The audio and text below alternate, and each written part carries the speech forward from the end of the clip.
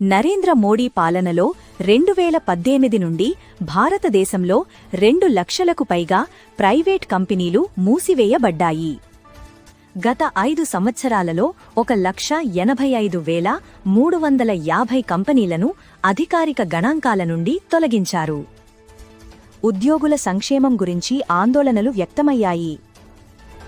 కాని ప్రభావిత కార్మికులకు ప్రభుత్వం వద్ద ప్రత్యామ్నాయ ప్రణాళికలు లేవు. ఆర్థిక అవకతవకలపై చర్యలు తీసుకోవాలని, ఫిర్యాదులు చేయాలని మంత్రి పేర్కొన్నారు.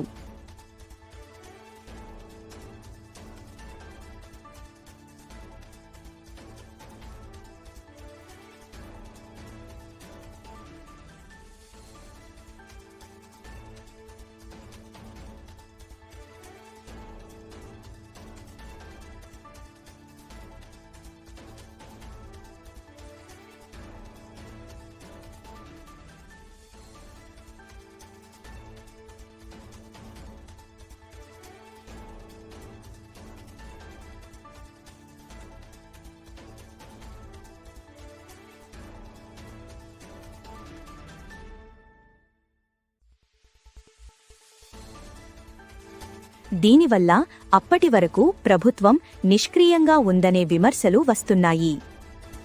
పెద్ద కంపెనీలకు తొలగింపులను సులభతరం చేసే కొత్త కార్మిక చట్టాలను కూడా విమర్శకులు హైలైట్ చేస్తున్నారు.